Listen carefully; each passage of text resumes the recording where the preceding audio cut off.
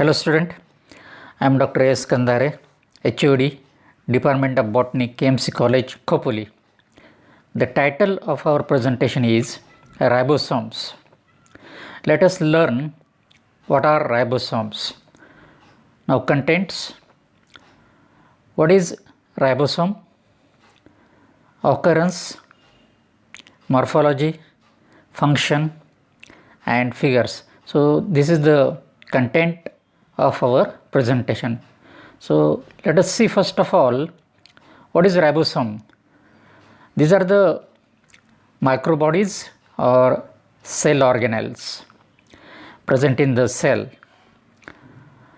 Ribosomes are ultramicroscopic membraneless cell particles generally called microsomes consisting of ribonucleic acid 60% and proteins 40%. That is, it is a combination of ribonucleoproteins. So therefore, ribosomes are the cell organelles that lack membranes. It is membraneless. So this is the important thing that you have to keep in mind. And it primarily consists of proteins and ribonucleic acid. So it is the prime biochemical which is present in the ribosome. So these are the important cell organelles.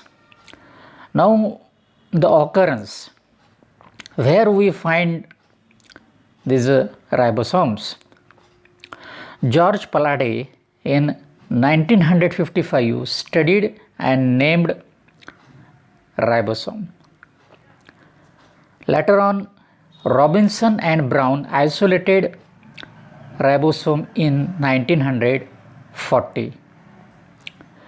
The ribosomes occur in prokaryotes, eukaryotes, on endoplasmic reticulum, in mitochondria, chloroplast, nucleus, and freely in cytoplasm. It does not found in mature mammalian erythrocyte. So this is the location where we find ribosome. So here you have to remember that ribosomes are present in both kind of cells, that is prokaryotic cell and eukaryotic cell. It remain associated with endoplasmic reticulum in eukaryotic cell. It is also present in mitochondria, which is an important cell organelle. It is also present in chloroplast, nucleus, etc. But it is absent in RBC. So this is the location where ribosomes occur. Ribosomes may be free in cytoplasm and attached to membranes. So this is the presence of ribosome. These ribosomes may be found freely in cytoplasm, in cell cytoplasm, and sometimes they remain attached to the membranes. So this is the distribution of ribosome. The size of the ribosome ranges between 150 to 200 angstrom units. So this is the size. It is abundant in cells engaged in protein synthesis. So here you have to understand that presence of ribosome depends upon the function of protein synthesis. जिस cell के अंदर protein synthesis की प्रक्रिया जोरों में शुरू होती है वहाँ पर ज़्यादा राइबोसोम्स पाए जाते हैं. So therefore the prime function of ribosome is in protein synthesis.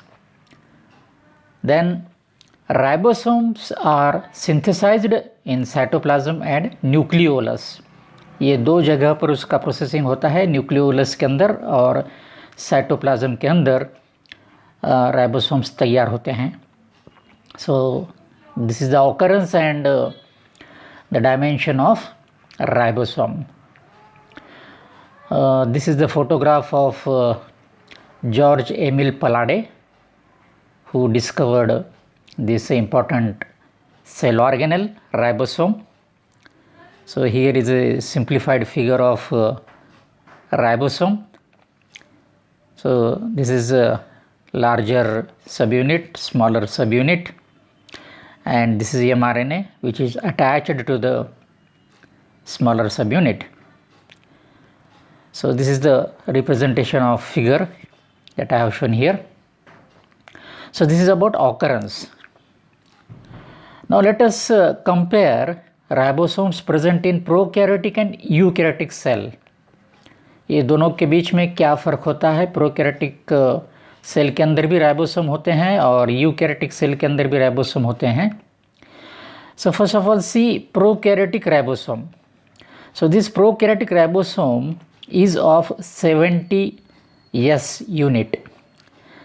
So here you will find that S means a unit for measurement of a ribosome, its size and dimension. S represents Swedberg constant जिसे कहते हैं. तो ये Svedberg नाम के scientist ने ultra centrifugation की माध्यम से ये यूनिट डिसाइड किया है. So whenever we measure the dimension of ribosome, the unit is Svedberg, okay, written as GS. So this is the prokaryotic ribosome consisting of two subunits, larger subunit consisting of 50S and smaller subunit consisting of 30S. So here you can see this larger and smaller subunit constitute 70S ribosome in prokaryotic cell. So the features of prokaryotic ribosomes are its molecular weight is 2.7 into 10 raised to 6 Daltons. So this is the molecular weight of prokaryotic ribosome. Larger subunit, that is 50S, prokaryotic ribosomes जो है 70S का होता है, उसके अंदर 50S larger sub unit है और 70S smaller सब यूनिट है. तो लार्जर सब यूनिट जो है 50S वाला, that larger sub unit has 23S rRNA. जैसे कि हमने देखा है कि राइबोसोम के अंदर RNA होता है और वो उसे कहते हैं ribosomal RNA. For that reason it is written here R, small r. So small r means ribosomal RNA. So 23S, 23 Swedberg RNA, ये होते हैं लार्जर सब यूनिट के अंदर. उसके बाद में 5S RNA भी होते हैं, isn't it? So here 23S RNA, rRNA, 5S rRNA, ये भी वहाँ होते हैं. और उसके बाद में there are about 34 different proteins. इससे बनता है larger sub unit of prokaryotic ribosome. ये जो प्रोकैरियोटिक राइबोसोम इसका 50S यानी कि लार्जर सब यूनिट है, and that larger sub unit consist of these elements, okay, these biochemicals. Then this rRNA protein ratio prokaryotics ribosome के अंदर RNA और protein का जो रेशो होता है ये 2:1 है, isn't it? Protein RNA ratio in prokaryotic ribosome is 2:1. Then smaller subunit which is of 30S, isn't it? Smaller सब यूनिट जो है प्रोकैरियोटिक राइबोसोम का वो 30S का बना हुआ है, and it consist of 16S rRNA and about 21 different basic proteins. So this is the composition of smaller subunit of prokaryotic ribosome. So overall you can see this is the biochemical composition of prokaryotic ribosome. Now similarly, let us see what is the composition of eukaryotic ribosome. Here you can see eukaryotic ribosome consists of 60S larger subunit and 40S smaller subunit. ये दोनों मिला करके होता है 80S. Actually it is not a addition of this figures. ये जो है तो अल्ट्रा सेंट्रीफ्यूगेशन की माध्यम से उनका जो सेडिमेंटेशन कांस्टेंट बोलते हैं उसे, उस सेडिमेंटेशन रेट के ऊपर ये फिगर्स यहाँ पे लिखी हुई है. ये इसका एडिशन नहीं है. So that you have to remember. So 60S यानी कि 60 स्वेटबर्ग और 40S यानी कि 40 स्वेटबर्ग, और ये अलग अलग उसके यूनिट का सेडिमेंटेशन कांस्टेंट है. लेकिन ये जब दोनों मिलाकर के इसका सेडिमेंटेशन कोएफिशिएंट अगर देखा जाए तो 80S आता है, isn't it? So therefore you have to remember ये इसका एडिशन नहीं है. So ये 80S राइबोसोम होता है. Eukaryotic ribosome is of 80S unit. Now let us see the biochemical composition of eukaryotic ribosome. Here you can see the molecular weight of eukaryotic ribosome, 4 into 10 raised to 6 Daltons. So this is the molecular weight of eukaryotic ribosome, 4 into 10 raised to 6 Daltons. So Dalton वो उसका molecular weight का unit है. ये इसका molecular weight है. Then larger subunit. So larger subunit of eukaryotic ribosome consists of 60S, isn't it? And it has 20S rRNA, isn't it? Larger subunit of eukaryotic ribosome has 20S rRNA, 5.8S rRNA, 5S rRNA, and 49 different basic proteins. So this is the biochemical composition of larger subunit of eukaryotic ribosome. So you have to remember this biochemicals. ये इससे बनता है. Larger sub unit जो है 60S वाला, ये इतने component से बनता है, इतने बायोकेमिकल से बनता है. Then rRNA to protein ratio in eukaryotic ribosome is 1:1. So तकरीबन इक्वल क्वांटिटी में इसके बेसिक प्रोटीन और आरएनए का कंपोजिशन होता है. कई कई जगह पर थोड़ा सा कम ज़्यादा है, लेकिन approximately rRNA to protein ratio जो है यूकैरियोटिक राइबोसोम का, ये 50-50 होता है with some exceptions. So these things you have to remember here.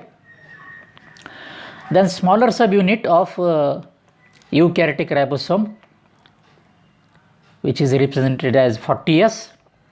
It consists of biochemically 18S rRNA and about 33 different basic proteins. तो ये कंपोजिशन है स्मॉलर सब यूनिट जो यूकैरियोटिक राइबोसोम में पाया जाता है. 18S rRNA and about 33 different basic proteins. So you can see here, this is the comparative table indicating prokaryotic ribosome and eukaryotic ribosome and their biochemical composition. So these are the things you have to remember here. बहुत important चीज़ है यहाँ पे. Now let us see these are two subunits that we have discussed in previous slide, that is larger and smaller subunits. These larger and smaller subunits should combine together to be an active ribosome. So you have to remember here, in normal case this smaller and larger subunits are separate. Ribosome के जो दो units है smaller and larger, ये दो units separate होते हैं when it is not functioning. Protein synthesis की प्रक्रिया जब होती नहीं है सेल के अंदर, तो उस वक्त क्या होता है कि ये जो यूनिट्स है राइबोसोम के, स्मॉलर यूनिट और लार्जर यूनिट, वो अलग अलग होते हैं, वो इकट्ठा नहीं होते हैं, isn't it? This is smaller subunit of ribosome and larger subunit of ribosome. In prokaryotic as well as in eukaryotic cell, they remain separated when they are non-functional. जब भी प्रोटीन सिंथेसिस की प्रक्रिया होती नहीं है तो ये दोनों भी यूनिट्स अलग अलग होते हैं, और ये यूनिट्स जो होते हैं वो सेपरेट होते हैं, लेकिन जब ये सेपरेट होते तो नॉन फंक्शनल यूनिट्स कहलाते हैं, they are not functioning here. Okay, अभी इसमें फंक्शन कैसा तैयार होगा तो उसके लिए कुछ सेल के अंदर कुछ कंडीशंस पैदा होनी पड़ती है, उस प्रकार की कंडीशंस वहाँ क्रिएट होनी पड़ती है। What are this conditions to make this non functional unit functional? So the most important requirement is magnesium ions. ये मैग्नीशियम आयंस और जीटीपी ग्वानोसिन ट्राइफॉस्फेट ये एनर्जी के फॉर्म में होता है।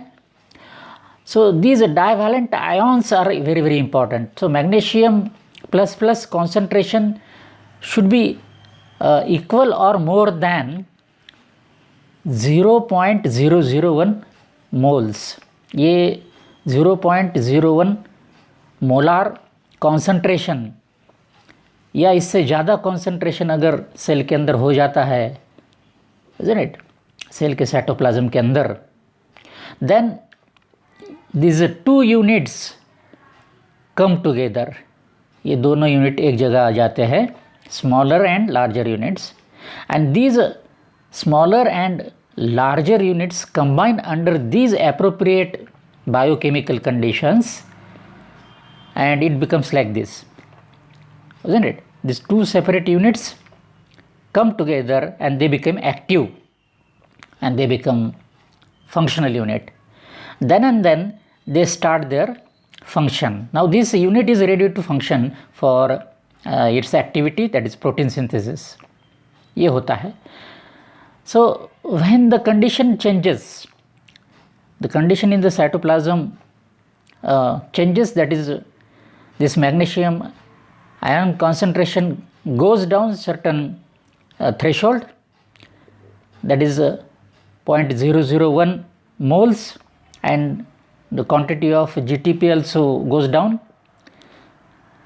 beyond certain threshold. Then reverse thing happens. These two units separates, isn't it? ये दो units अलग अलग हो जाएंगे under these conditions when this magnesium ion concentration goes down at certain threshold, that is 0.001 moles, और GTP ये दोनों जब कम हो जाएंगे एक विशिष्ट मात्रा में, then these two units separates. So this is the reversible reaction. These units come together under these conditions and they function actively, and under these conditions these two units separates again and they become non-functional. So this is a continuous cyclic process depending upon the condition available in the cell and depending upon the signals for protein synthesis. So this is the thing that happens, and the ribosomal units start their function. तो इस प्रकार से ये smaller unit और larger unit काम करते हैं, ये आपको याद रखना है, isn't it? दो यूनिट्स है स्मॉलर और लार्जर, उनका जो कार्य होता है वो इस प्रकार से अल्टीमेटली कंट्रोल किया जाता है। लेकिन ये जो एंटायर प्रोसेस होती है, this is the process which is ultimately in under the control of DNA. वो सेल के अंदर, न्यूक्लियस के अंदर जो डीएनए होता है उसके तहत ये प्रक्रिया होती रहती है, isn't it? ये पूरे की पूरी प्रक्रिया is controlled by the genetic material of that particular cell. So this is the combining and association and dissociation of ribosome. Now let us see the functions of ribosome. What are the functions of ribosome? इसके कार्य क्या होते हैं? The prime function of ribosome is protein synthesis. So you have to mind it well. Protein is an important biochemical required in cell in the form of structure and functional proteins, structural proteins as well as functional proteins, दोनों भी जो proteins cell के अंदर बनाने होते हैं तो ribosome वहाँ पे फंक्शन करता है, isn't it? So therefore protein synthesis is the prime function of ribosome. Smaller and larger units bind under proper magnesium and concentration and act as binding site for mRNA and tRNA. So here again you have to see that the role of mRNA, that is messenger RNA, and transfer RNA.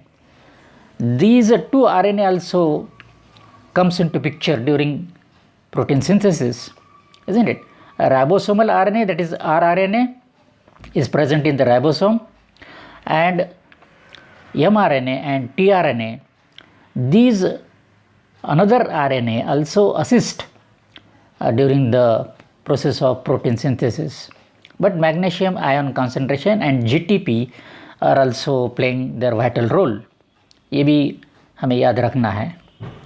Okay. They protect mRNA from degradative action of nuclease enzyme. ये भी एक महत्वपूर्ण कार्य है ribosome का.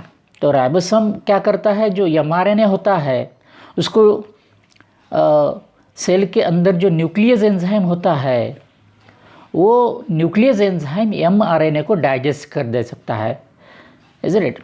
So there is a possibility that nuclease enzyme which is present in the cell may degrade the mRNA molecule.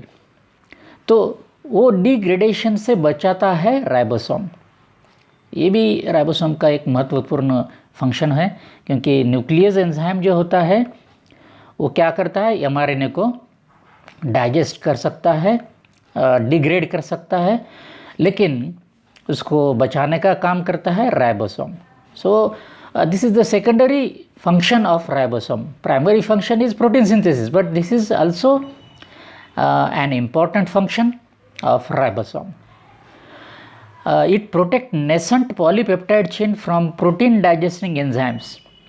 So you know that in cell cytoplasm there are protein digesting enzymes, and these protein digesting enzymes may degrade or digest nascent polypeptide chain. Nascent का मतलब होता है नए नए जो polypeptide chain बनती है protein synthesis प्रक्रिया के दौरान, ये नई पॉलीपेप्टाइड चेन डिग्रेड हो सकती है, डाइजेस्ट हो सकती है, क्योंकि सेल के अंदर प्रोटीन डाइजेस्टिंग एंजाइम्स होते हैं.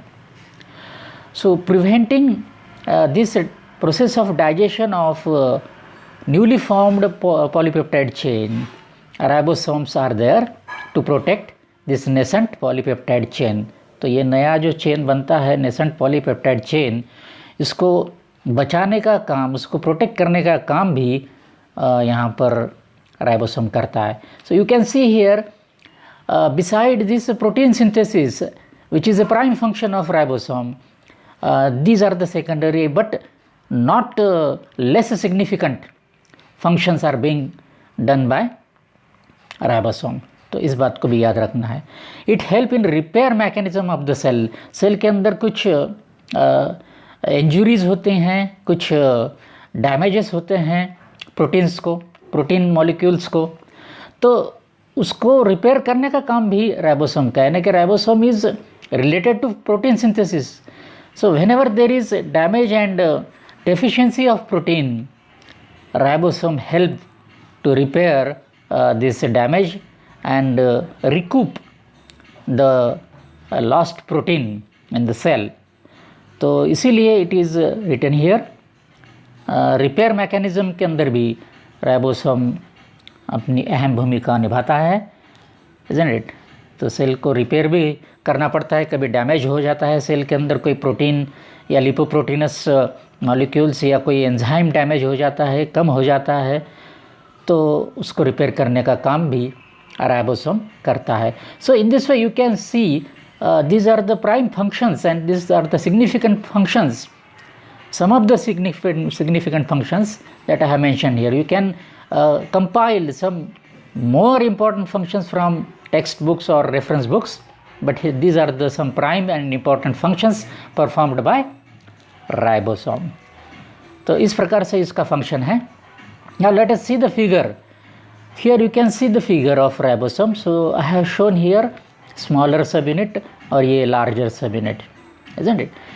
I have shown here, you can see in this figure, ये फिगर के अंदर आप देखेंगे कि ये जो राइबोसोम है इसका स्मॉलर सब यूनिट है यहाँ पे, और दिस स्मॉलर सब यूनिट हैज़ ए चैनल और नॉच फॉर mRNA. mRNA यानी मैसेंजर आरएनए को अटैच होने के लिए ये स्मॉलर यूनिट के अंदर एक चैनल होता है, isn't it? वहाँ पर ये mRNA जा कर के अटैच होता है. So this is smaller 30s सब यूनिट. ये लार्जर सब यूनिट है, उसके अंदर ये दो इम्पॉर्टेंट नॉच होते हैं, साइट्स होते हैं. This is called P site and this is called a site. So this P stands for peptidyl binding site. तो यहाँ पर जो पी साइट है यहाँ पर पेप्टाइड बॉन्ड फॉर्मेशन होता है. दो अमीनो एसिड के बीच में जो बॉन्ड होता है उसे पेप्टाइड बॉन्ड कहते हैं. And that peptide bond formation occurs at this site. So therefore it is termed as peptidal binding site or P site, and this is the site termed as A site. A stands for amino acyl binding site. तो यहाँ पे क्या होता है कि ये tRNA जो आता है ये अमीनो एसिड लेकर के आता है. ये यहाँ पर कोडॉन है mRNA के ऊपर, ये एंटी कोडॉन एंड ये मैच होते रहते हैं यहाँ पे. सो here you can see this tRNA.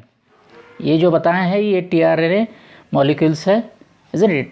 क्योंकि प्रोटीन सिंथेसिस के अंदर तीनों भी mRNA काम करते हैं. राइबोसोमल RNA यहाँ राइबोसोम के अंदर होते हैं, ये mRNA मैसेंजर RNA ये यहाँ पर होता है, and then this is the tRNA. तो तीनों किस्म के tRNA, that is rRNA, mRNA और tRNA, all these RNAs are involve during protein synthesis, isn't it? So this is assembly of protein synthesis. Here you can see ये बहुत ही अच्छा सुंदर सा फिगर है. ये मानो कि एक ये है, क्या बोलेंगे उसको, पॉट है, ऐसा pot like structure, isn't it? Madki होती है, मड़की के माफिक ये दिखता है, पानी का जो मटका होता है उसी प्रकार से ये नज़र आता है.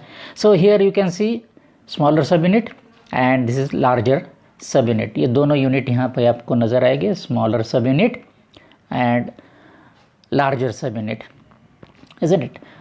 So you have to remember this P site, this is A site, isn't it?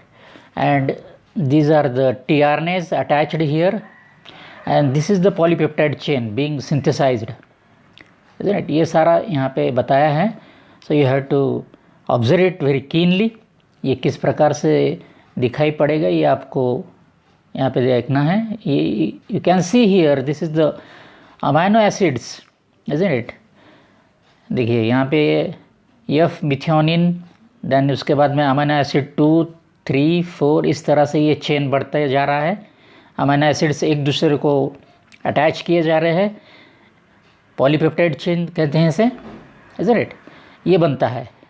So in this way you will see this smaller subunit and larger subunit come together. They are assembled here for the function of protein synthesis.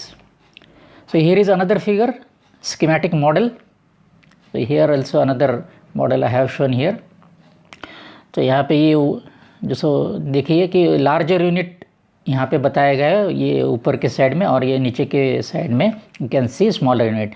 ये उल्टा बताया यहाँ पे इस प्रकार से बताया है. तो यू डोंट गेट कन्फ्यूज्ड, है ना. यहाँ पे आप देखेंगे 30 सब यूनिट, स्मॉलर सब यूनिट यहाँ पर ऊपर की साइड में बताया है और 50 और लार्जर सब यूनिट इस प्रकार से, और यहाँ ये फिगर में ऐसा उल्टा बताया है. तो don't get confused. So here you can see this mRNA is being attached here 5 prime to 3 prime end. यहाँ पे स्मॉलर सब यूनिट को ये mRNA अटैच है, isn't it? और ये लार्जर सब यूनिट के अंदर ये साइट्स बताया है, A साइट, P साइट और E साइट.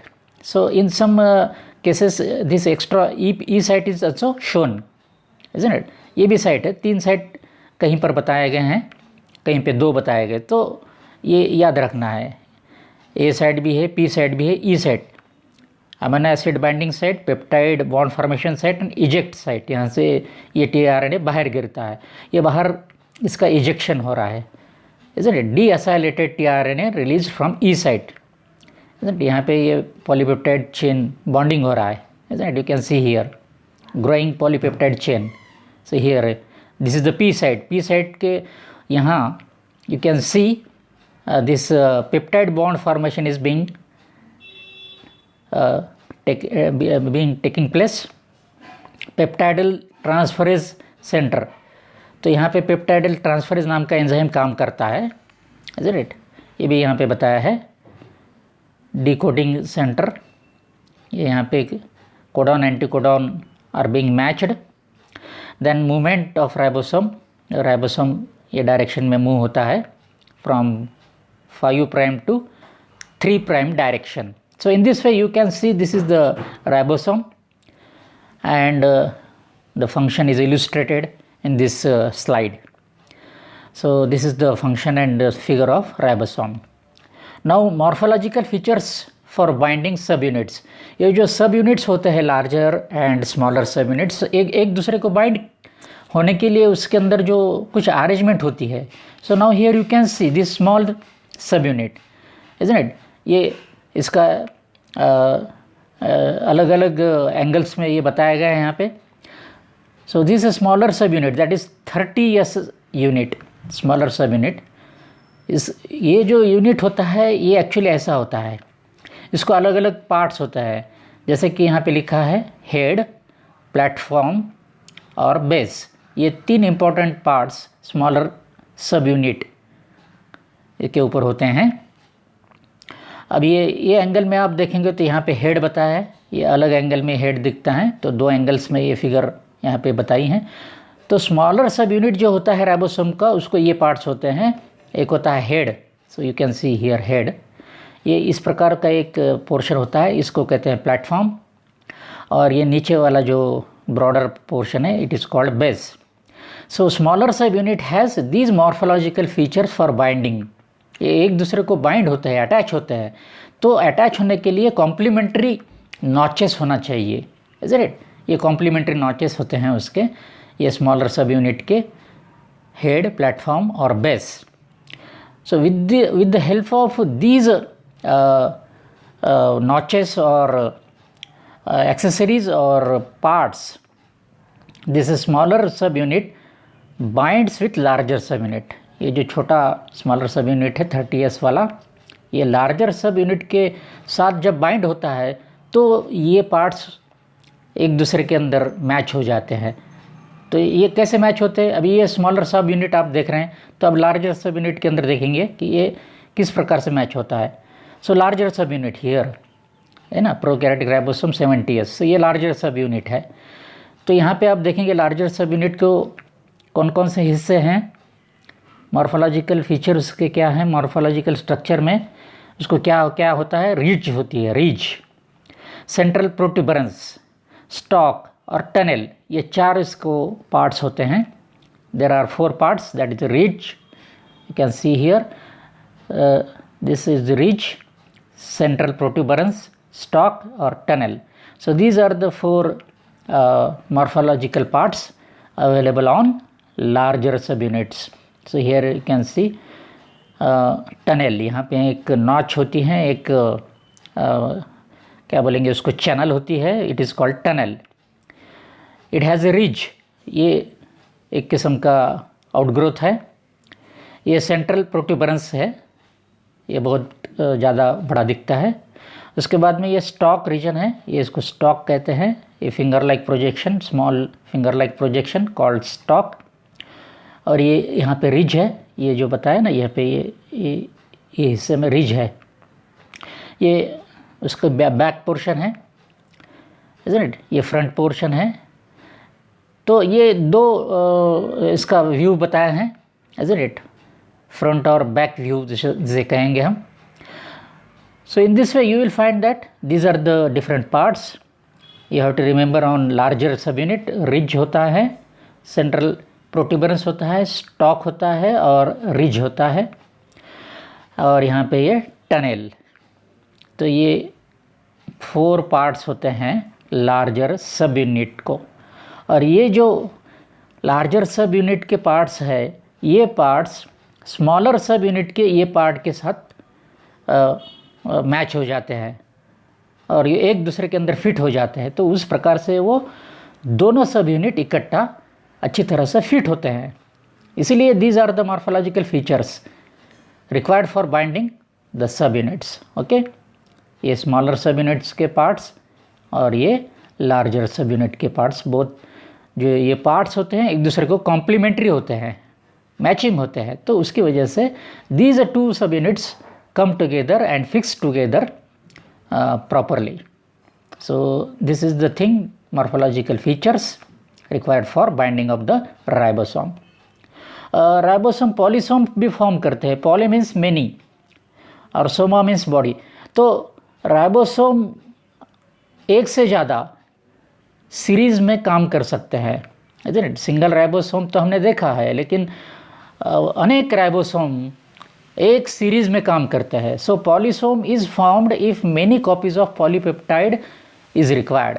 जब पॉलीपेप्टाइड के बहुत सारे कॉपीज़ लगते हैं, एक ही किस्म के पॉलीपेप्टाइड के बहुत सारे कॉपीज़ लगते हैं, तो उस वक्त क्या होता है, राइबोसोम बहुत सारे राइबोसोम इकट्ठा करके काम करते हैं। So here you can see this concept, here is mRNA। So this thread it is shown here, this mRNA, ये यहाँ पे बताया है थ्रेड लाइक स्ट्रक्चर, ये mRNA है। On this mRNA there are number of ribosomes attached. So here is one ribosome, this is second, isn't it? So here you can see this is ribosome 1, this is second, this is third, ये fourth and so on।